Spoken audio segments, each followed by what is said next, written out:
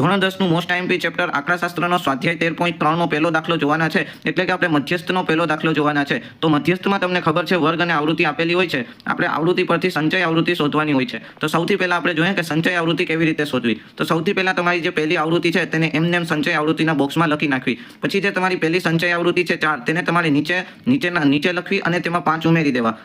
તેથી તમારા 4 અને 5નો સરવાળો 9 થશે। હવે આ જે 9 આવ્યા છે એને નીચેના બોક્સમાં એમનેમ લખી નાખવા ને એમાં અહીંયા જે 13 છે તે ઉમેરી દેવા, તો તમારે 22 થશે। હવે જે 22 આવ્યા છે તેને નીચે ફરીથી એમનેમ લખવા અને તેમાં 20 ઉમેરી દેવા, તો તમારે 42 થશે। આ જે 42 આવ્યા છે તેને એમનેમ નીચેના બોક્સમાં લખવા અને તેમાં 14 ઉમેરી દેવા, એટલે 56 થશે। આ જે તમારે 56 આવ્યા છે તેમાં અહીંયા 8 ઉમેરી દેવા, 64 થશે। અને આ જે 64 નીચેના ખાનામાં લખી અને તેમાં 4 ઉમેરી દેવા, એટલે 68 થશે। હવે આપણે n/2 શોધવાનું છે, તમારો ટોટલ n છે 68। હવે આપણે આ જે n/2 શોધવાનું છે, તો 68 ના છેદમાં 2 34 થાય। તો હવે તમારે સંચય આવૃત્તિમાં જોવાનું છે કે અહીંયા 34 ક્યાં આવે છે। તો તમે જોઈ શકો છો કે આ 22 અને 42 ની વચ્ચે 34 આવે છે। તો અહીંયા આપણો જે આપણી જે f થાય એટલે કે બહુલક મધ્યસ્થ આવૃત્તિ થાય એ તમારી આ 20 થશે અને આપણો મધ્યસ્થ વર્ગ થશે 125 થી 142। તો જે મેં અહીંયા લખ્યું છે, હવે તમને ખબર છે આપણે મધ્યસ્થ વર્ગની અધસીમા એ l થાય જે 125 છે, f છે આપણી મધ્યસ્થ આવૃત્તિ થાય એટલે કે 20 થાય, અને cf થાય તમારી મધ્યસ્થ સંચય આવૃત્તિની ઉપરની આવૃત્તિ એટલે કે 22 થાય, જે મેં અહીંયા લખી છે। અને h તો તમને ખબર જ છે, વર્ગ લંબાઈ થાય, મોટા વર્ગમાંથી નાનો વર્ગ બાદ કરો તો h મળે।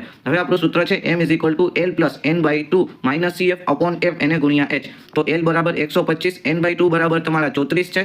એક વાત ધ્યાન રાખવાની છે, n/2 બરાબર 34 છે એટલે અહીંયા ફરીથી બે વડે ભાંગવાના નથી। તો n/2 બરાબર 34, cf બરાબર તમારા 22 છે, h બરાબર 20 છે અને f બરાબર પણ 20 છે। તો તમે જોઈ શકો છો અહીંયા 20 આપણા ઉડી ગયા, 34 અને 22, 34 - 22 વધ્યા છે। હવે 34 માંથી 22 જાય તો 12 વધે, તો તમારો m બરાબર જવાબ આવે 125 + 12। હવે 125 + 12 થાય 137, તો તમારો m આવે 137।